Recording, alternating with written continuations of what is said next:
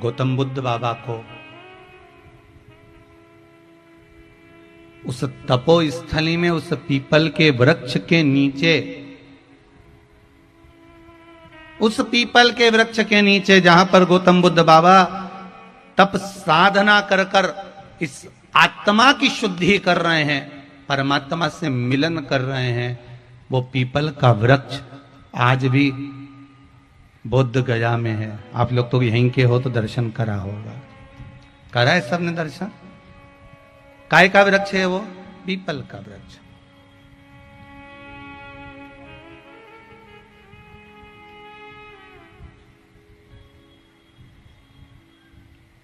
आज भी है। और हमारे को यह नजर आ रहा है कि गौतम बुद्ध बाबा ने पीपल के वृक्ष के नीचे तप साधना करी। माता लक्ष्मी की बहन दरिद्रता भी पीपल के वृक्ष के नीचे बैठी। शनि महाराज भी पीपल के वृक्ष के नीचे विराजमान हुए। श्री नारायण भी पीपल के वृक्ष के नीचे विराजमान हुए। अर्थात यह हमारा भाव कहता है कि पीपल के वृक्ष के उस जड़ में, पीपल के वृक्ष के उस भाग में भगवान का निवास है, परमात्मा का निवास है।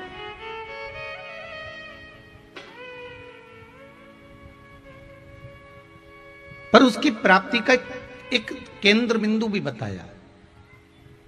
उसकी प्राप्ति का एक केंद्र भाव भी वर्णन किया गया है महाराज, उसकी प्राप्ति का।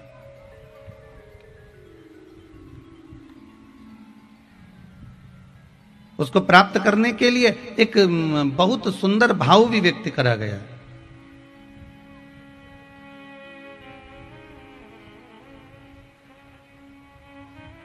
महाराज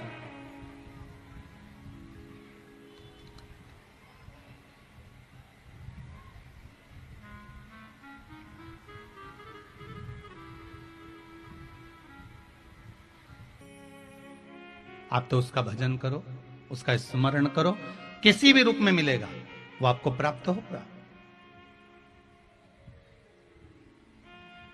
आपको मिलेगा। और जब भगवान को पाने का तरीका आपको आ गया, बस किसी भी रूप में, बस वो मिल सकता है, उसको पाना है हमको, उसको प्राप्त करना। और ऐसी कौन सी जगह है जहां मेरा परमात्मा नहीं है महाराज? ऐसी कौन सी जगह है जहां परमात्मा नहीं? गौतम बुद्ध बाबा को क्या मालूम था कि मुझे यहीं बैठना है? पर गौतम बुद्ध बाबा ने वो पीपल का जो वृक्ष चुना, गौतम बुद्ध बाबा ने जो पीपल का वृक्ष सुना, उनको मालूम था इस पीपल के वृक्ष में 52,000 ब्राह्मणों का वासा होता है। पीपल के एक वृक्ष में 33 कोटि देवताओं का वासा होता है। 52,000 ब्राह्मण का वासा पीपल के वृक्ष में होता है। एक पीपल के वृक्ष में लक्ष्मी और नारायण का वासा होता है। एक पीपल के वृक्ष में दारिद्रता देवी का भी वास होता है। पीपल के वृक्ष में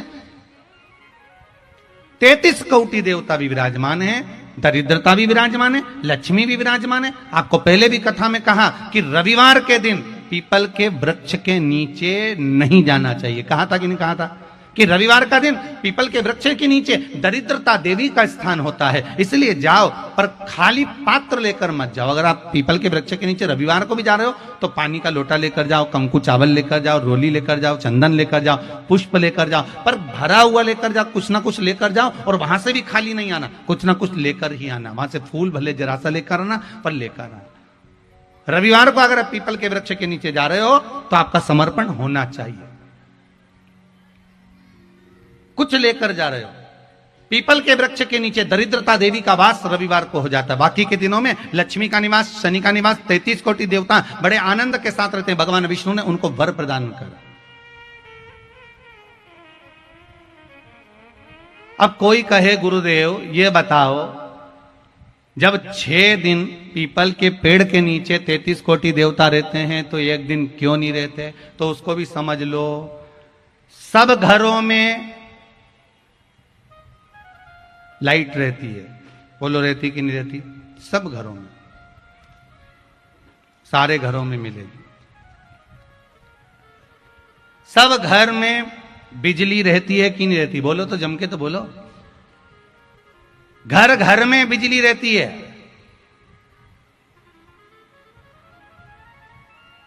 शेर घाटी की है?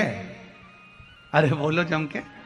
घर घर में बिजली है, घर घर में बिजली रहती है। तो सब घर बिजली घर हैं क्या? अरे बोलो जम के, सब घर बिजली घर हैं क्या? नहीं, घर घर में बिजली है, पर सब घर बिजली घर नहीं हो सकते। बिजली घर तो जम के बोलो एक होता है। उसी तरह परमात्मा सब जगह होते हैं, पर हमारे जो मंदिर हैं, हमारे जो देवालय हैं, शिव महापुराण की जो कथा है, पीपल का जो वृक्ष है, आंवले का जो वृक्ष है, बेलपत्र का जो ये वृक्ष है, अभी तक सो रहे हैं। अब मित्र ने अपना सिर पकड़ लिया, बताओ, इसको जगाया था भजन करने के लिए और सुबह से गाली गलौज करना चालू कर दी। बड़ी मुश्किल से तो जगाया था।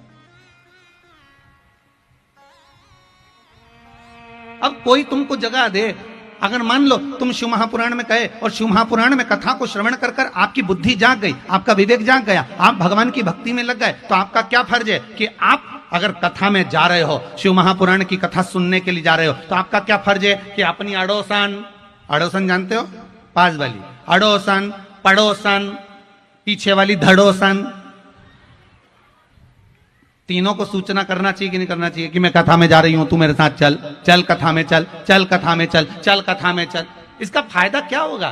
तो आप कहो कि हम उसको क्यों लेकर आए, उसको लाने का हमारा क्या फायदा? वो बीमे वाले होते हैं ना, जो बीमा करते हैं, बीमा करने वाले को देखा, बीमा वाला फोन लगाता रहेगा, बीमा करवा लो, बीमा करवा लो, कब आऊं बताओ, कब आऊं तुम बताओ, कब पहुंचूं। बीमा वाला इतना पीछा क्यों पकड़ता है कि बीमा करवाओ, बीमा करवाओ, बीमा करवाओ। बीमा तुम्हारा होगा, पैसा तुम्हें मिलेगा, पैसा तुम्हारा जमा होगा, और बीमे वाला पीछे क्यों पड़ा? क्योंकि तुम अगर बीमा करवाओगे तो तुम्हारे उस पैसे का कुछ परसेंट उस बीमे वाले को मिल जाएगा। उसी तरह तुम्हारी अड़ोसन, पड़ोसन, पीछे वाली धड़ोसन अगर कथा में पहुंच गई, उसके पुण्य का थोड़ा सा तुम्हारे खाते में पहुंच जाएगा। इसलिए भगवान कहते हैं कि आप आओ, साथ में सबको लाओ,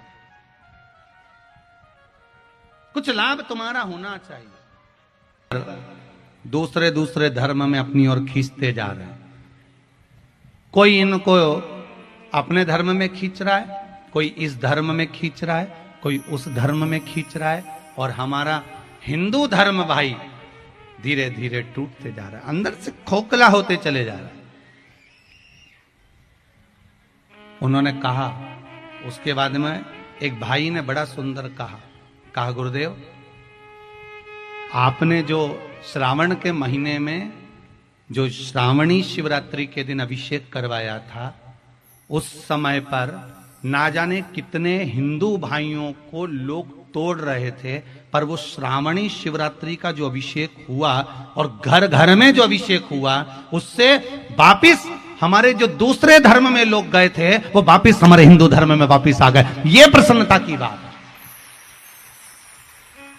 जो दूसरे धर्म में पांव रख चुके थे, जो दूसरे धर्म में चले गए थे हमारे हिंदू भाई, और दूसरे धर्म में प्रवेश कर गए थे, आज वो श्रावणी शिवरात्रि का अभिषेक करने पर, रात्रि को अभिषेक करने पर, घर घर में शंकर का शिवलिंग बनाने पर, शंकर के शिवलिंग का पूजन करने पर, कम से कम वापिस वो उस धर्म को छोड़कर वापिस हमारे हिंदू धर्म में आ गए। इसकी हमें प्रसन्नता है, इसका हमको सबसे बड़ा आनंद है। अब दुनिया भले इसका विरोध करे, दुनिया भले कहे कि क्यों अभिषेक कराया, काय के लिए कराया, किस लिए कराया। घर घर में अगर शंकर पहुंच गया तो ये भी पक्का है कि मेरा धर्म बच सकता है, मेरा धर्म आज भी विराजमान रह सकता है। और बहुत जरूरत है शंकर के भजन की। आज लोग कहते हैं क्या मिलता है शिव भजन से, क्या मिलता है शंकर के मंदिर जाने से, क्या मिलता है शिव महापुराण में जाने से। ये बहनें, इन बहनों को कोई पैसे देकर नहीं लाया गया कि यहाँ खड़े होकर बोलते हम तो इनको पहचानते तक नहीं है। बोलो जी आप लोगों को पहचानता कोई?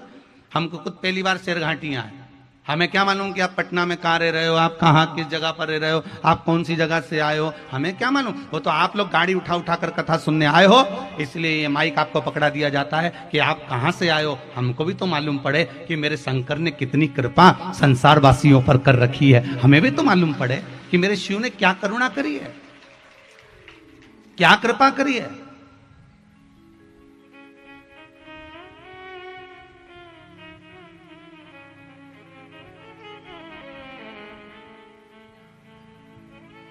आप पर कितनी कृपा मेरे शंकर करें। क्या मिलता है शंकर की कथा में जाने से, ये आपको 3 महीने बाद मालूम पड़ेगा। हम तो यहां से चले जाएंगे, पर निवेदन है, अगर होगा ना तो यहां से जाने के पहले कल या परसों में हमारी समिति का एक नंबर भी आपको देकर चले जाएंगे, व्हाट्सएप नंबर। आप मैसेज कर कर भेजना कि तुमने 3 महीने पहले जो यहाँ कथा में आज मंगा है, 3 महीने के अंदर तुमको मिला कि नहीं मिला, उसका मैसेज जरूर हमको करना कि मिला कि नहीं मिला। कि शिव कथा सुनने का लाभ क्या मिलता है, शंकर की कथा में जाने से क्या मिलता है। जब मेरे भोलेनाथ माता सती को लेकर कुंभज बाबा के आश्रम में जाते हैं, अगस्त ऋषि के आश्रम में पहुंचते हैं, अगस्त बाबा के आश्रम में जाकर कथा श्रवण करते हैं और शंकर जी कहते हैं मुझे राम का दर्शन मिले, तो राम का दर्शन मिलता है। सती मैया कहती है मेरा शरीर जलकर भस्म हो जाए, शरीर जलकर भस्म हो जाता है। शंकर की कथा, भगवान का भजन, स्मरण में जो मांगते हैं वो मिलता है। आपसे भी कहा जो आपने मांगा है 3 महीने इंतजार करना, 3 महीने में बाबा देगा जरूर। और मेरा जब मालिक देता है तो छप्पर फाड़ कर देता है, छप्पर फाड़ कर। जैसे कल वो भाई नहीं कर रहा था जो शिव जी का चित्र लेकर आए थे शंकर जी का, क्या कहा 2200 रुपए की नौकरी करता था गुरुजी, 2200 रुपए महीना मिलता था। पर आज किसी चीज की कमी नहीं, 30 लाख की तो जमीन पड़ी है, मकान दुकान जमीन सब दे दिया बाबा ने, और कथा लेने के लिए आया। ये वो करुणा करता, कोई दूसरा नहीं कर सकता, किसी की सामर्थ्यता नहीं है कि कोई कर दे। क्यों भटके हैं?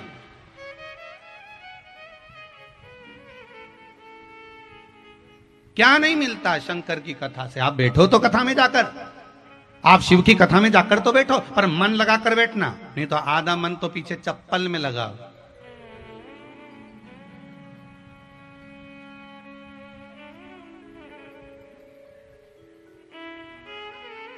आधे से ज्यादा लोगों का ध्यान तो उसी में। धर्म की जय हो, अधर्म का प्राणियों में सद्भावना, विश्व का कल्याण। तो विश्व का कल्याण कब होगा? जब आपका कल्याण होगा, मतलब आप स्वयं भगवान से जुड़ोगे, भजन करोगे, स्मरण करोगे, तब कल्याण।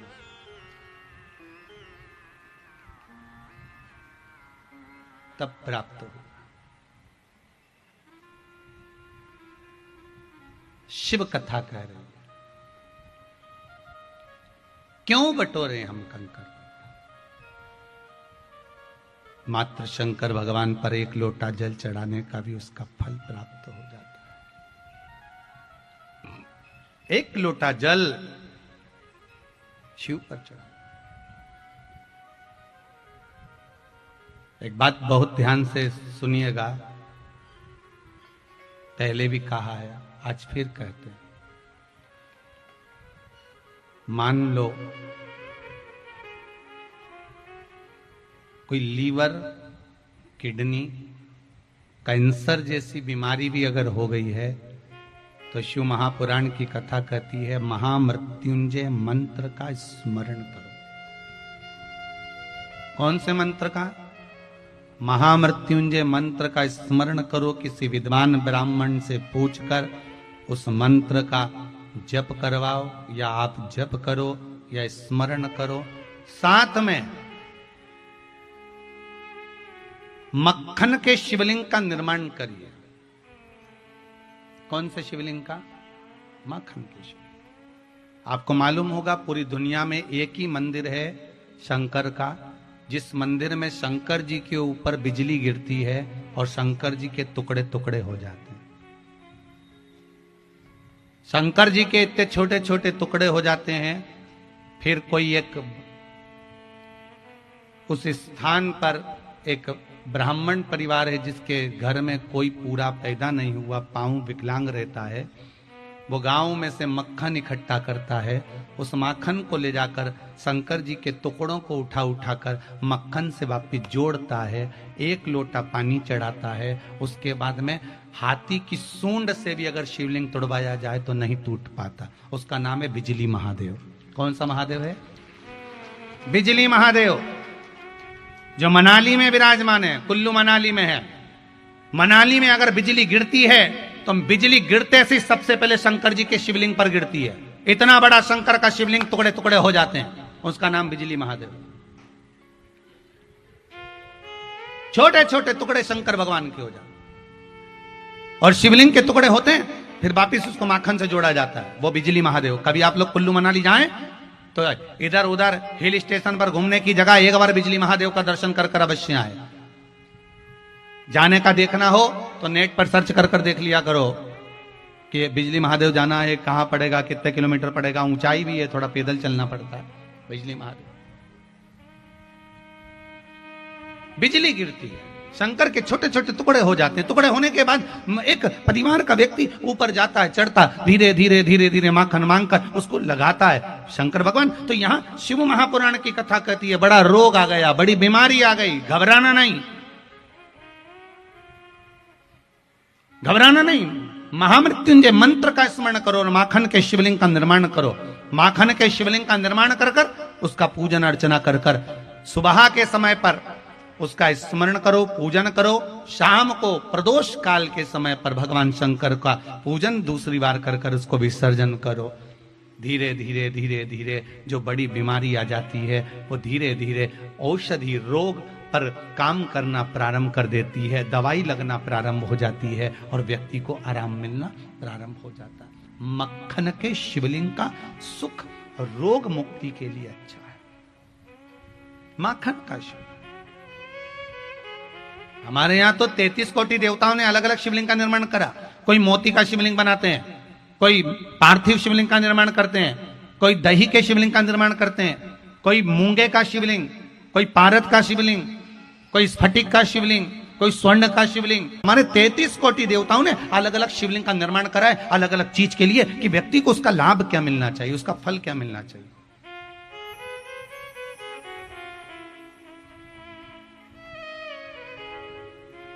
हरदा में, मध्य प्रदेश हरदा में नर्मदा जी के घाट पर शिव महापुराण की कथा है। शायद दिसंबर में, कितनी दिसंबर को होना चाहिए, कितने 9 से 15 के बीच में है, शायद 9 या 10 तारीख में होगी, दिसंबर में 13 दिसंबर या 10 दिसंबर जो भी है। तो उस समय पर जो कथा है हरदा में, उस कथा को मेरा निवेदन रहेगा आस्था चैनल पर जब आएगी तो उसको आप पूरी सुनना। वो कथा का नाम ही रहेगा महामृत्यु।